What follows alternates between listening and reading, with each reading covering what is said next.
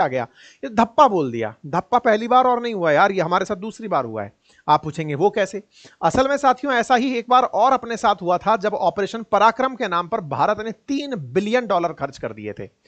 तो आज के सेशन में मैं चर्चा करूंगा ऑपरेशन पराक्रम की, जिस समय भी हम पूरी तैयारी करके बैठ गए थे कि अब जाकर पाकिस्तान को खत्म करके आएंगे। 6 महीने तक बैठकर बाट जोते रहे, अब मारेंगे अब मारेंगे अब मारेंगे, एंड में कहते चलो घर चलते हैं, नहीं मारेंगे। ऐसा करके हम उस समय भी खर्चा कर चुके हैं, और कारगिल में जितने सैनिक शहीद नहीं हुए, ऑपरेशन पराक्रम में बिना युद्ध किए हम शहीद हो गए। ऐसी चर्चा आज के सेशन में मैं आपके साथ करने जा रहा हूं।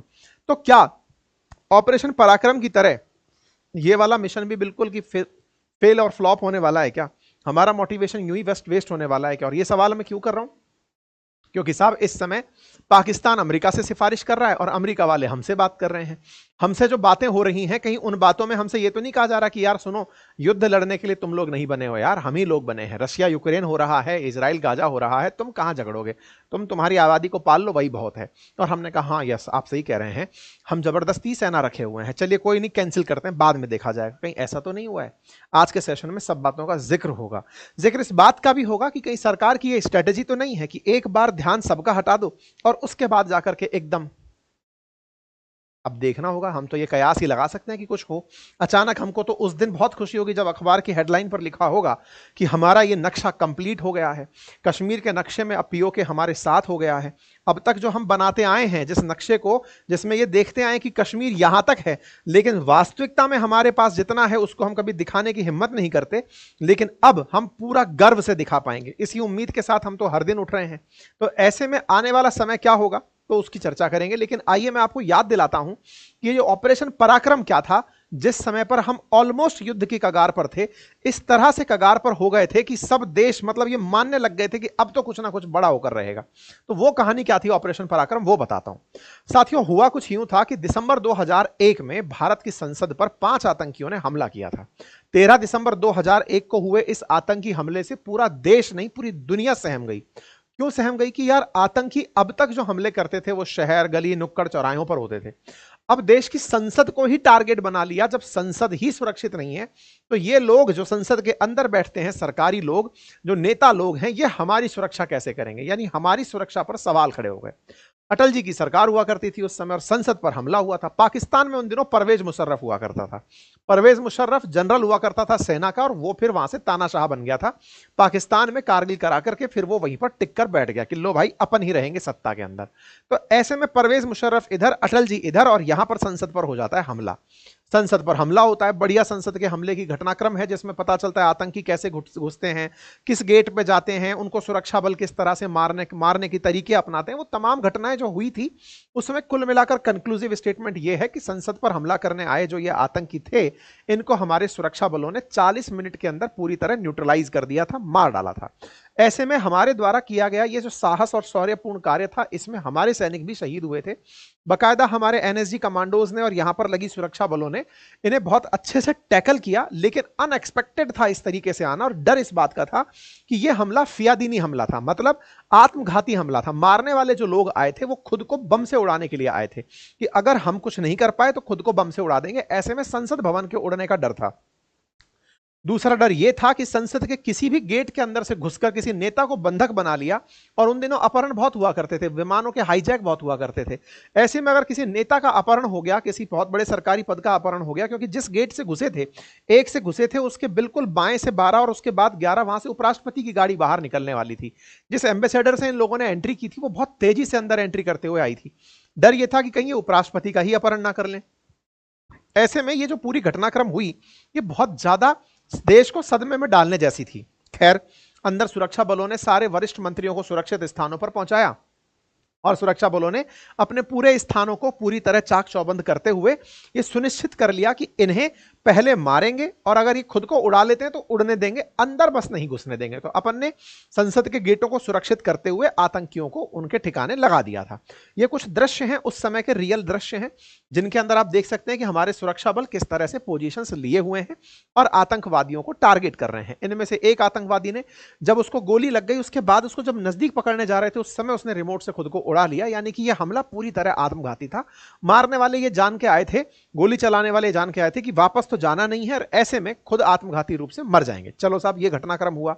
अब ये हुआ तो इसके बाद तो ये बहुत बड़ा विषय था, संसद के अंदर बड़ी जिक्र बन करके आई कि भाई इस हमले के अंदर भारतीय सैनिक भी शहीद हुए, भारत के जवान जो यहां पर सुरक्षा बल थे उन सुरक्षा बलों को भी यहां पर बड़ा नुकसान हुआ।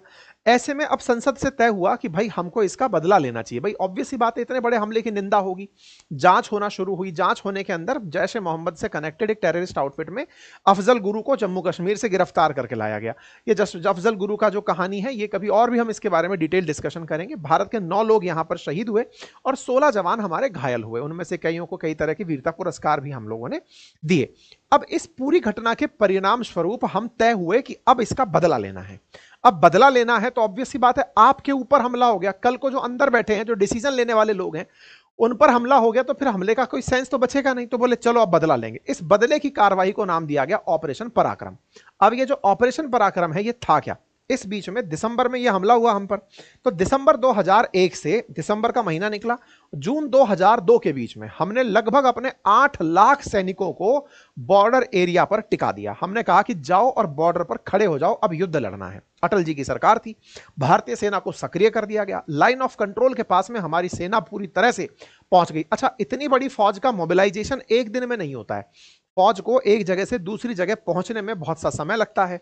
ऐसे में फौज का मूवमेंट होता है बॉर्डर एरिया पर, लैंडमाइंस बिछाई जाती हैं, पूरी तरह तैयारी बिल्कुल वैसे ही होती है कि अब तो आर पार की लड़ाई होगी, पीओ के लेकर रहेंगे, न्यूक्लियर बॉम्ब अपना बना चुके हैं, तो पूरी तैयारी है, अब मरेंगे या मारेंगे। वो वाली स्थिति में हम लोगों ने अपने सैनिकों को भेजना शुरू कर दिया। लगभग 8 लाख सैनिक इकट्ठे हुए, आप इससे अंदाजा लगाइए। मिसाइलों के परीक्षण होने शुरू हुए, मतलब ये तैयारी हो गई थी कि अब तो हम पूरी तरह से युद्ध करके ही मानेंगे। अंतरराष्ट्रीय स्तर पर हमारे साथ चर्चाएं होने लगी, लोग चिंतित होने लगे कि देखो दोनों ही न्यूक्लियर कैपेबल स्टेट हो, दोनों एक दूसरे पर हमला कर दिए तो बचेगा कौन। अटल जी को समझाया जाने लगा कि देखो पाकिस्तान आप पर हमला करने की प्लानिंग कर रहा है, तो भारत अपनी तरफ से कहता है कि एक बार, अटल जी कहते हैं कि अगर उनने एक हमारे ऊपर गोला चलाया तो हम पाकिस्तान को खत्म ही कर देंगे। मतलब बयान वीर थे और उस समय मतलब जबरदस्त तरीके से बातचीत चल रही थी। कोई बात नहीं साहब, इन बातों में जून आ गया। जून आने के बाद में जब लगभग ये सारी तैयारियां पूरी हो गई कि अब युद्ध होगा, अब युद्ध होगा। अब देखो क्या है ना कि सैनिक जो हैं वो युद्ध को लेकर बड़े ही पैशनेट होते हैं। हालांकि उनको भी देश के साथ साथ अपने परिवार की चिंता होती है, लेकिन वो ये मानते हैं कि अगर हमने अपनी सीमा को सुरक्षित कर दिया तभी हमारे घर के अंदर लोग सुरक्षित होंगे। आज सैनिक बॉर्डर की जब सुरक्षा कर रहा है तो ही आप और हम अपने देश के अंदर सुरक्षित हैं। अदरवाइज तो कहीं ना कहीं से ये इन्फिल्ट्रेटर्स कहीं ना कभी ड्रग्स को लेकर के घुसते हैं, कभी बंदूक लेकर घुसते हैं और कभी आक्रांता बन करके ही अतिक्रमण करने चले आते हैं। तो आज उनकी जो हमारे लिए जो उन्होंने अपने आप को सरहद पर जो खड़ा कर रखा है, उनकी जो वीरता है, उससे देश पूरी तरह सुरक्षित है। तो सैनिकों को हमेशा अपने देश में अपने परिवारजनों के लिए भी ये भाव रहता है कि उनको सुरक्षित अगर रखना है तो पहले मैं अपनी इस ड्यूटी को बड़ी बखूबी से निभाऊंगा। सैनिक पूरी तरह से जोश के साथ यहां बैठे रहे, लेकिन हमारे नेता लोग जो हैं वो ठंडे हो गए। उनको साहब कहीं से फोन आ गया। फोन आ गया से मतलब है कि उनको समझाया गया कि अरे भाई हो गया काम पूरी तरह से, देखो आपकी शक्ति पाकिस्तान ने देख ली, पाकिस्तान की आपने देख ली। इस बीच में लोगों के बीच में बातचीत हो गई तो परवेज मुशर्रफ ने कहा कि देखो मैं आपकी शक्ति संतुलन से तय हो गया हूं, मैं समझ गया हूं कि तुम धमकाने के लिए ये सारा प्रयास किए हो। अब मैं अपनी तरफ से पाकिस्तान के अंदर आतंकी संगठनों पर बैन लगाऊंगा। कहा गया कि 6 आतंकी संगठनों को परवेज मुशर्रफ ने तत्कालीन रूप से बैन कर दिया। यह तय हुआ कि पाकिस्तान प्रायोजित आतंकवाद भारत में स्थान नहीं लेगा। सारी बातें हो गई।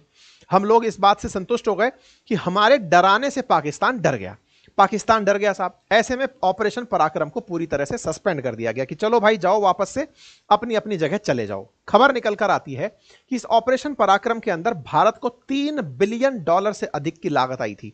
क्यों? क्योंकि हमारी सेना का मूवमेंट होना, वो जहां जा रही हैं वहां बंकर बनना, वहां पर मिसाइल का परीक्षण होना, वहां पर गोला बारूद चलाना, और इस पूरी प्रैक्टिस के अंदर, क्योंकि अब आप युद्ध की कंडीशंस में जा रहे हो तो वॉर लाइक सिचुएशन में रहते हो। नंबर निकल कर आया, जॉर्ज फर्नांडिस जी ने लोकसभा को सूचित किया कि हमने 798 सैनिक अपने ऑपरेशन पराक्रम में खो दिए। आप सरप्राइज होंगे कि 1999 के कारगिल युद्ध में 527 भारतीय सैनिक शहीद हुए थे, लेकिन इस ऑपरेशन पराक्रम में ये डेटा है, ये उस समय 2003 की खबर है। ऑपरेशन पराक्रम क्लेम 798 सोल्जर, मतलब हम कोई युद्ध नहीं लड़े, बिना युद्ध लड़े $3 बिलियन का घाटा झेल लिए और 798 हमारे सैनिक, यानी कारगिल से अधिक सैनिक हमारे शहीद हो गए।